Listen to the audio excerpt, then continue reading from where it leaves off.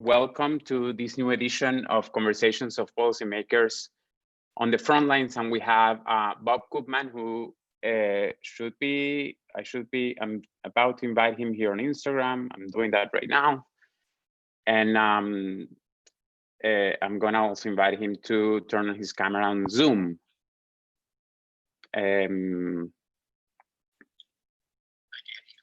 How are you? Yeah, so just for also remember to turn off your volume, maybe on your phone. And I'm still not seeing you on the camera. I lost you somehow, so I need to re-enter the Zoom meeting. Okay. Let's see I have how it that here. goes. Somehow it went away. Okay, I still hear you on Zoom. Yeah, but the video is gone up. Let me go down here. There we go. And it says I cannot start video. Okay. Oh, let me just try. It was my fault. There you go. There we go. There we go. Hello. All right. How are you, Bob? I'm fine. I'm fine. It's a reasonably beautiful day here in Geneva. How are things in Washington? Washington, we're good. We're still in sort of lockdown, I guess, even though not everybody officially. We're on phase 1, about to start phase 2. Mm-hmm. But a lot of uncertainty, I guess, because you know, the US was able to flatten the curve, but they took very seriously the flattening part. It hasn't gone down, so now there's some uncertainty whether it's going to go up again. Yeah, we have similar uncertainty here in Switzerland. Good. Well, Bob, thank you so much for joining us. I know that you are actually probably in a very, very busy time for you. You've been the chief economist of the WTO, also overseeing all the research coming out of the WTO in a very special period, I have to say. Well, thank you, I think. And because there are two things happening, right? There's one sense, I guess, of a backlash against globalization and trade that has been going on maybe for I don't know, 4 years or something like that, especially so with one can say, I can say, with the new administration or the current administration in the US. Mm-hmm. And we also have another important thing that came in, which is this global pandemic, which also, of course, is going to have some impacts on globalization and trade. So why don't we start with the former, I guess? So why don't we start with I mean, I guess the main question for you is, like, having seen all this backlash against trade and globalization in the past 2-3 years, and the US-China you know, relationship, particularly when it comes to trade, and the renegotiation of NAFTA, which is called now the US MCTA, something like that. You know, have things changed dramatically? I mean, do we see really big changes on what has been happening?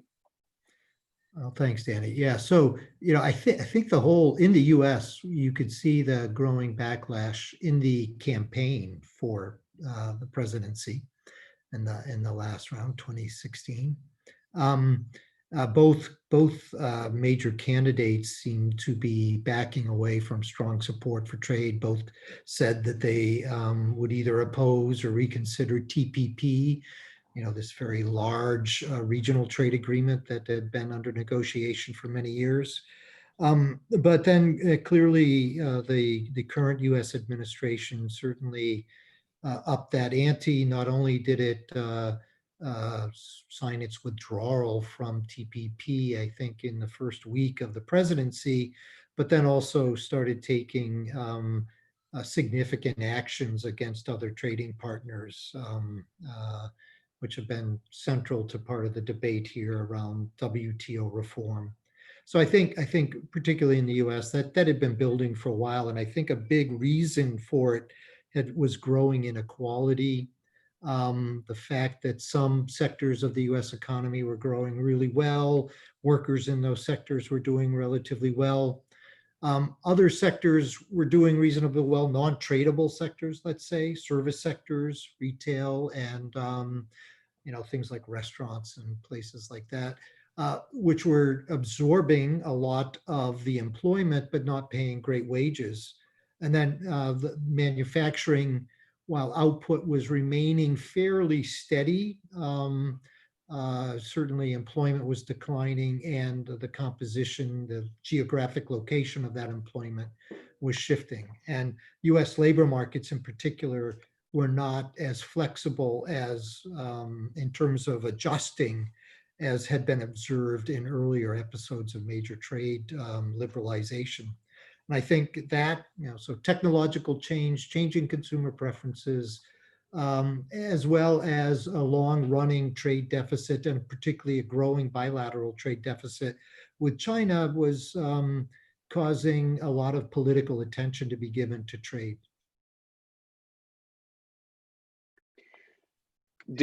So I mean, that's something that is really interesting, and we heard a lot about it in the campaigns. It seems the rhetoric has changed a lot, but it is true that a lot of the rhetoric in the campaign, I guess, from my point of view, is that a lot of the blame on the labor market issues, the job losses, and the fact that the US lost, I think we're talking about several million, 6 million jobs in manufacturing in the past decades, has been blamed on trade. Nowadays, or I guess in the past couple of years, we're very focused on the trade deficit. That has been the message that has been given, that having a trade deficit is bad. And then the way maybe to fix that is to start putting tariffs. So just dissecting these two things. So first of all, there is some evidence that, according to the studies that you've seen, I also seen, of course, some studies that that actually the labor markets were impacted by trade. And if so, how much? I mean, can we really attribute these 6 million jobs that were lost to trade, or to what extent we can, or how do you think about that? So 6 million, no, I don't think I've seen any estimates that suggest, well, serious estimates that suggest 6 million jobs were lost to trade. The serious estimates suggest about 2 million jobs, maybe 1.5 million jobs due to import competition. And I think that's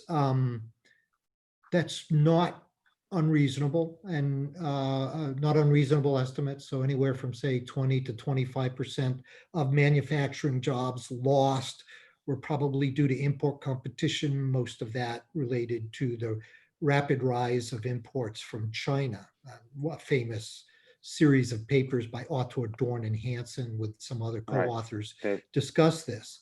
And the thing is, what they did was they did a very good job, I think, of isolating the impact of import competition, particularly in different geographic locations in the United States, where certain import competing sectors were located, manufacturing sectors were located. But you have to realize that during most of this period, US unemployment was relatively low. And at what most economists would consider the natural rate of full employment. So it's really hard to then say that, certainly individuals were adversely affected. Trade theory tells us, it goes way back, telling us that there are adjustment effects from trade, that not everybody wins, that the net gains are big enough to potentially compensate the losers. Part of the US challenge has been that it doesn't have a set of policies that help with that reallocation of those gains to compensate the losers. So the US system generally makes those people facing the negative impact of imports losing their jobs, and maybe sectors related to those sectors, they have to do the adjustment themselves. There's a small program called Trade Adjustment Assistance. Its effectiveness is viewed as mixed in the literature. Right. Other countries and have are there countries systems. Exactly, that's what I wanted to ask. Are there other countries that we have good examples of? Yeah, because just to set the context, so basically what the story we're discussing is that there's a huge increase on imports, and because in theory at least, and I think in practice too, imports tend to be cheaper and often also better quality. So then the local factory that is doing those widgets, it doesn't have any business anymore. The people eventually lose their jobs. And in theory, trade economists have been saying, well, these people are going to lose their jobs, or they're going to start working on something else, in which, in the case of the US is good at exporting, so they're going to have a big market. But in practice, it's not that easy to go from factory A to factory B, and so on. There should be some safety nets in the middle, and the US seems not to have those safety nets very well, or at least historically, it didn't. So which countries do? Right. Well, first of all, on that trade adjustment, that adjustment as a result of trade importing and manufacturing, it's not just the direct exporters or import competing firms. It's their suppliers. It's also firms in the neighboring area that may have been providing, clothing sales, restaurants, automobiles. So if that factory is a large part of the local economy and it shuts down because of import competition, you have those knock-on effects. And those can be very big. And US programs don't adjust those knock-on effects. It only, trade adjustment assistance only is focused on that's a very good point. That direct effect. And then it isn't just moving from one factory job to another. The problem in the US has been that most of the job creation has been outside of manufacturing, or if it's remained in manufacturing, it's been a different kind of job. The way people often describe it is the old manufacturing jobs is where somebody had a wrench and would adjust a big piece of equipment. The new factory jobs are somebody gets on a computer terminal and adjusts the code or the software that's running to make adjustments in the program. That's a different skill set. So you get this combination of effects of job growth outside of manufacturing, a lot of automation in manufacturing. Firms that used to manufacture may outsource the manufacturing, do research and development. So there's a very complex job market thing. The same forces around this complex skill set is happening in non-traded sectors also. So a lot of unskilled workers in both manufacturing and services then end up competing for a bigger supply of those people are available for the remaining unskilled jobs in both the manufacturing and the services sector, and that can depress their wages. It's a supply and demand balance kind of thing. Now, other economies, back to your question, I'm sorry to go off on that, but back to your question, many other economies have a much more sophisticated adjustment or what we call safety net system, that it doesn't matter if you lost your job because of trade or technology or consumer preferences change. Okay, that's another big factor here. If consumers don't demand bowling anymore or don't demand printed newspapers, people who print newspapers are no longer in demand. It's people who do the web design for the newspapers that are in demand. Other countries have a safety net that's more sophisticated and looks at different reasons why you may need to transition from one job to another. And it may allow you to get training. Trade adjustment assistance has a training component, but not in broader technological change in the US economy. It's hard to find that kind of an economic adjustment or safety net in the US. Or these changing consumer preferences. So some of the Nordic countries are often held up as great examples where, the government commits that if you lose your job, it'll either help retrain you or help you find another job, or basically provide enough assistance in the transition so you don't lose your house, you don't get thrown out of your apartment, you can still feed your family, you'll have a reduced lifestyle, but it doesn't, you still have your health care. All these other important things around you are still provided. They're not all dependent on the job. This is different from just the regular unemployment, right? I mean, we're talking about a different scheme, or it's a very generous way to. It's more generous, yeah. Mm-hmm. Right. It's a social adjustment, social safety net. not just unemployment benefits.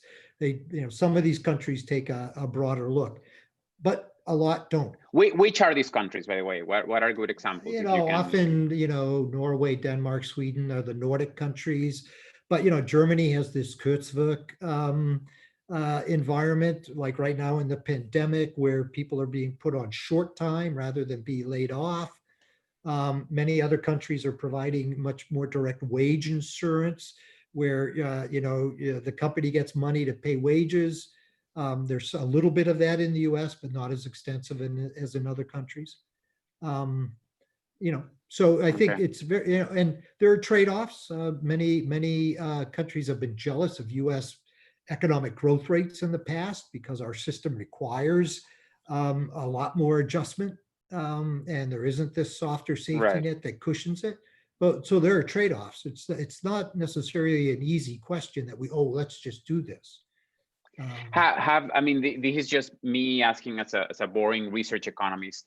Are there any studies that have looked at these trade adjustment programs in a very rigorous way, or we're lacking a little bit? There are, okay. There are, yeah, there are. And as I said, the evaluation of the U.S. trade adjustment assistance, I think, is mixed. There are some that are pretty critical. There are some that say, it actually works better than you might think. One thing I think that's often missing from these evaluations is, what do you expect for a success rate? Do you expect 100% of the people who enter the program to successfully find another job at 100% of their wages? Or is 25% success rate not a bad rate of return on the expense of the program? Yeah, that's a good point. And I think that's something that I see missing in the evaluation, is what is a reasonable success rate. One of the things that's happened in the US is a lot of people have left the labor force as a result of this adjustment. They get either disappointed, or they decide they're going to retire, or they've gone, and this is pointed out in Otto Dorn and Hansen, claim disability. Right. And so as a way to accommodate the negative shock to their income. Yeah. So there's a lot to discuss here, and I guess in general, maybe we'll touch upon at the end on the future of globalization. I think a lot of people think, and I guess that I wonder what are your thoughts, but we'll leave it at the end on how these safety nets have to evolve when we move towards, how to design the future in a world that continue to open itself to more trade and so on. But let me just take a couple of minutes on the trade deficit issue, because as we said at the beginning, that has been an important, central speech on U.S. policy in particular, on running trade deficits are bad, and why we should almost at any cost, I guess, reduce them. I tell when I lecture about this very little, and my students, that I run a constant trade deficit with my dentist. Yep. Mm-hmm. Yeah. Right, and I just give my dentist money. Yep. Right, and so how meaningful is this idea of bilateral trade deficits? And then, if that's not meaningful, which is, not completely unmeaningful, but if that's not really the core, also, like, how important really is trade deficits in general? So just answer as you'd like. Okay, so sometimes trade deficits are very bad for countries, particularly if the people selling goods and lending them money to buy those goods, because that's what a trade deficit means. Right. If those countries no longer are willing to lend you that money to buy those goods, it can be very bad, and it can cause a major economic shock to your economy. The U.S. hasn't been in that position. The U.S. has been able to run a long-term trade deficit for many complex reasons. The dollar is a major unit of currency for lots of trade out there. So lots of countries need dollars, whether or not they're buying U.S. goods. If they want to buy oil, they have to use dollars to buy oil. I think if they want to buy many agricultural commodities, they've got to use dollars to buy, because those goods are priced in dollars. So and the contracts are expected to be closed in dollars. And there's been some great work by Gita Gopinath at the IMF looking at this. It's not just, the sort of the absorbent exorbitant privilege of the US to have the global currency in terms of trade transactions, but also in terms of debt. Most of our debt is in our own currency. But a key element is these macro forces, savings and investment. You and I were talking about that a little bit more earlier. The US has had a relatively low savings rate compared to its investment rate. You combine that at the same time with lots of the US being as the place for safe global investments, whether it's the stock market or government bonds. Lots of foreign people, countries want to buy US stocks, US bonds. That creates a demand for dollars. It means you got to sell things to the US to get those dollars. So there are many macro finance drivers to the trade deficit. Now, some of them could be in terms of so I would say that's the aggregate trade deficit. Those macro forces tend to drive that. On a bilateral basis, it can be the bilateral trade deficit can be distorted by certain policies, could be distorted by exchange rate policies. This is one of the concerns around China in the early to mid 2000s, is that they had an artificially cheaper currency. And that probably lowered relative prices and stimulated greater imports into the US. I would argue that many of those imports crowded out imports that would have come from Korea, Japan, Malaysia, Indonesia, Mexico. So that, that redistributed the trade deficit away from those countries towards China. And then we could get into value added. In those early years, a lot of the value in Chinese exports was foreign value added. It was Japanese, it was Korean, it was US value added. It's still the case, but China's gone up the value chain. So basically what you're saying, if I can paraphrase that, is that, which I think most trade economists would agree, I certainly agree, that if you focus on the bilateral trade deficit and then for some reason, tariffs or policies or whatever however you can manage to reduce that bilateral trade deficit, say with China, then you're eventually gonna start importing from other countries. So your aggregate trade deficit, I mean, if your macroeconomics continues the same, it's not gonna change. You're just redistributing basically your imports from country A to country B. So more to the fact that, focusing on one particular country, you might reduce the bilateral trade deficit with them, and that's arguably the case, but at the end, you're going to be increasing with somebody else. Right, and it's not necessarily clear, by the way, that in aggregate it'll net out. It could be the case that because the costs are a little higher for importing goods from other countries, that gives a little more breathing room for U.S. competition. So it could result in a slight, but don't think it's going to have a big effect, because those big effects are largely driven by the macro forces I was describing. Right. I mean, we could think of it as a scenario that it's going to actually increase, or it's going to stay the same, or it's going to reduce depending on the prices and a bunch of things. It's a very complicated dynamic. It is a complicated dynamic, but clearly, I think trying to use tariffs to reduce the overall trade deficit, the way it typically would work is if it slows economic growth, and slower economic growth slows imports, rather than raising the price of those imports and creating much more competitive conditions for domestic producers. Right. And we see that. Takeaway, exactly. Sorry. A big takeaway is that at the end of the story, it is the macro conditions. We were talking about that before, what actually defines most of your trade statistics. And not so much the tariffs that you can do on the side. I mean, they're not insignificant, but they are not the biggest part of the trends. That's right. Let's see if we can switch gears, because we are actually running out of time, and time flies when you're having fun.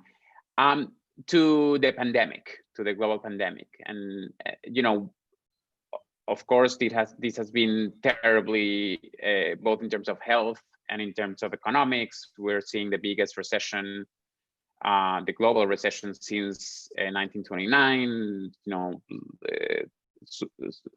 high and often growing unemployment rates. And Now the pandemic is actually moving. The epicenter of the pandemic is mostly on developing countries, which is something that everybody's very worried about, including very large economies like Brazil and India.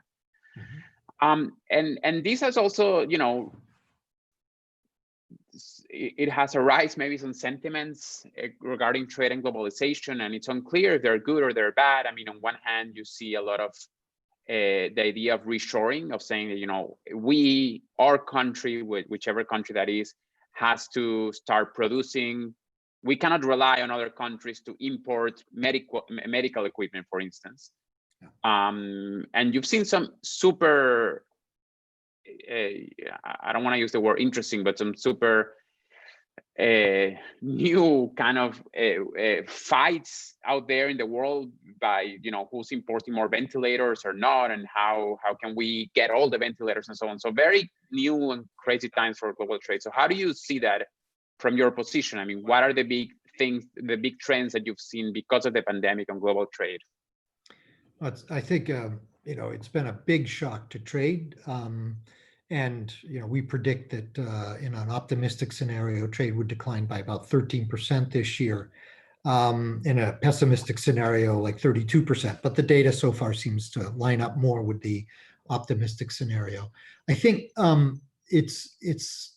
you mentioned your trade deficit with your dentist, right? You know, I consider myself reasonably capable in many areas. Don't ask me to repair a car.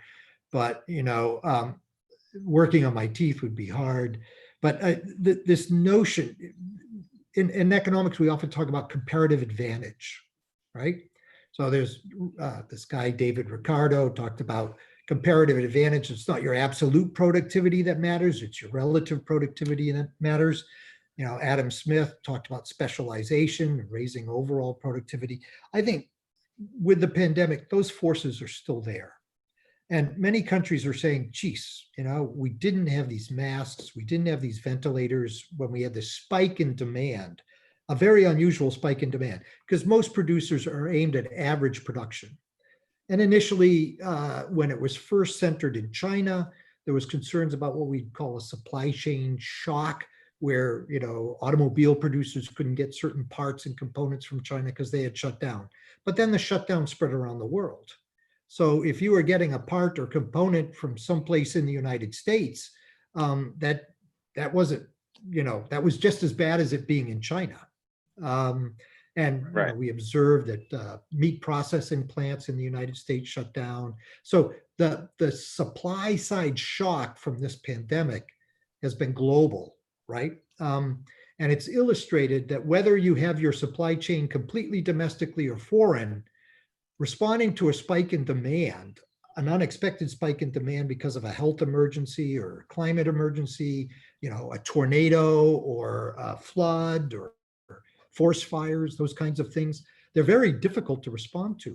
And you don't automatically get an increase in supply and production immediately to deal with that. Having a diverse of domestic production to deal with that, no matter whether they're global or local. So you want a diverse supply of a diverse portfolio of suppliers, if you may. You also do want the ability to flip some production domestically to meet a peak in demand of, you know, if you need it. But to maintain that over time would be very costly. My bottom line here is there's this trade-off between the risk of the spike in demand and the shortage in supply, could be parts and components or final products, versus the efficiency of letting countries or firms or people who are very good at doing something specialize in that. Even if the US, by the way, is probably the most capable country in the world, although Switzerland's a very capable country, I might add, you allocate your resources in the medium to long term to what you're relatively best at, not producing everything. You know, the US would have a hard time producing banana and coffee, same with here in Switzerland. You know, you could do it, but it would be very costly, and you'd be taking those resources to produce that away from something that Right. you'd be much better at. But do you see, I mean, I totally agree that, you know, it's maybe not a great idea to take one very unusual episode to define long-term policy, right? But it's still, I mean, I think some people would agree that in the next few years, there are going to be some changes and there are going to be some trends of reshoring, maybe medical equipment and so on. Maybe it's not the most efficient thing to do, but it might happen. Do you agree with that? And you know what, which are these sectors that you think countries are going to say, well, strategically, we need to always have our own suppliers of X? Yeah, so I do think there will be some. I suspect it'll be less than what some people want, because it's going to be high cost. And governments aren't going to be in the position, because of running up significant debts, and consumers are not going to be in the position that they're going to want to pay a lot of high prices for things. So I think that's going to be one restriction on government's ability to do this high cost production. I think there are other ways to manage it. So the other ways to manage it are to use emergency stockpiles, use relatively efficient, inexpensive global supply chains to ensure you have the stockpiles that you need at the time that you need them. They also need to be actively managed. You also then probably want to have production flexibility plans that, should a pandemic hit, that at that point, we trigger a flexible production process where we flip production from one product of nearby capabilities to another product that's needed in the pandemic. But then you only run that production process for the time that you need it. That will be slightly higher cost than, it will be higher cost than if you relied on, say, a foreign country that had developed in-depth, regular economies of scale and expertise on that. But you'd only be incurring it for a relatively short period of time. And I think that those kinds of adjustments are likely to be more prevalent than focused reshoring. Now, there are efforts out there by some governments to look at what's called supply chain vulnerability and to have plans around dealing with potential disruption in supply chains. And I don't think that those governments are thinking reshore everything. Now, I have heard rhetoric out of the US that they want to do more of this. We're a very capable economy. We need to have more of this on shore. You know, there are certain precursor chemicals that we need for the pharmaceutical industry nearby. Some of that may happen, but again, it's going to, and my guess is what's going to happen is that other countries are going to end up saying, hey, there's a potential market here. Let's ensure that we're not just dependent on China and India for 90% of that output. And Right. There may be firms and governments that are willing to pay a bit higher price to have that diversified portfolio, some of which might be also reshored or nearshored. I Right. call it reglobalization or reorganization of globalization. So I love that, because that's what I wanted to spend, if you're okay with that, the few last minutes that we have on the future of globalization. So that reorganization. So, I mean, this could lead us to a backlash and going back to less trade and more of this reshoring, even though I agree with what you're saying, that it might, I mean, it might sound, you might say it, but it's much harder to do it.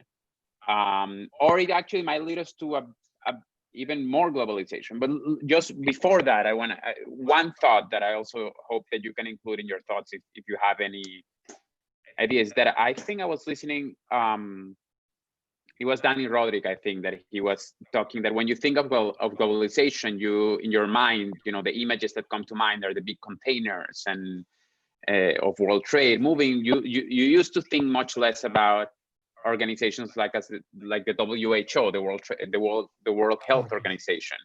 I mean, a lot of the focus on globalization for the past decades have been on trade, has been on capital flows. I work a lot on migration. That also hasn't been, so there are not institutions as developed as WTO on the migration side. So, Right. you know, taking all this into account, how do you see, I mean, this reorganization of globalization in the future? Like, what are the trends that you could expect? Well, we had been doing some work looking at the digital aspects of globalization, which have been increasing dramatically we expect that to increase dramatically and be part of the solution to some of the COVID challenges, right? So automated customs clearance, automated movement of people, across border providing supplies. But and just digital flows. What we're doing right now is very digital, and it's cross border. And there's been a big increase in this. I think that as certain, India gets richer, Africa continues its growth and integration. There's been a lot of growth in Latin America, South America. They're talking about increased integration. I think we'll see globalization continue to expand. Will it, what we observed during the long 1990s was very unique. That was China opening up, India opening up, and the European centrally planned economies opening up. With large numbers of relatively educated people joining the labor force. And investment flowed to those regions. Globalization took off, trade was growing more than twice as fast as GDP. The long-term average trade growth to GDP is about 1.5, 1.4 to 1.5, if you go back to, say, 1865. That's probably a much more realistic long-term rate of growth. The past few years have been weaker than that. It's been around 1. The trade has grown about the same as GDP, but we've had very weak investment and very weak economic growth, weak consumption growth, except in some places, the US has been relatively strong in consumption growth, weak in investment growth.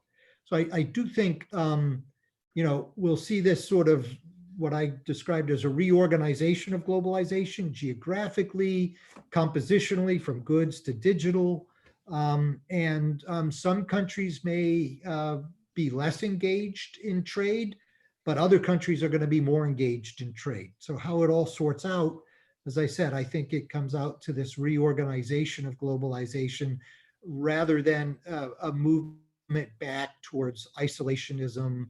Everybody produces for their own.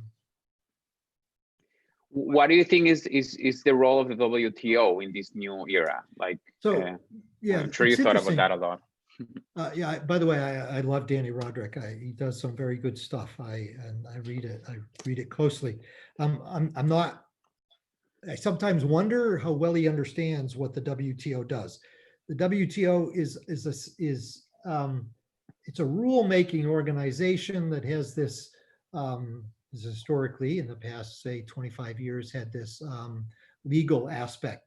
But what it does is members come together and they negotiate commitments and agreements on principles. And these principles are very deep and broad, and they're around things like non-discrimination. I can't discriminate against your product just because it's a foreign product, or I can't discriminate against a product from China against a product from India versus a product that's domestically made. It really is about transparency, certain principles, non-discrimination. Everybody thinks it's about free trade. It's really much more about freer trade, lowering the cost of trade, setting clear rules and transparency mechanisms so that if you set a regulation, say a sanitary or phytosanitary regulation or a technical barrier, everybody needs to know what that is so that they have an equal opportunity to potentially meet that barrier, meet that regulation. It doesn't require you to push them down to some arbitrary low level. There's a lot of flexibility built into the agreements. Recently, there's been a lot of export restrictions on medical goods, agricultural goods, because of the pandemic, and national governments being very worried about meeting the needs of their domestic population. That's allowed. It's just that they're supposed to be temporary, targeted, and transparent. But the WTO is very flexible. There's flexibility around many other issues, whether it's environmental or labor. But it's up to members to decide.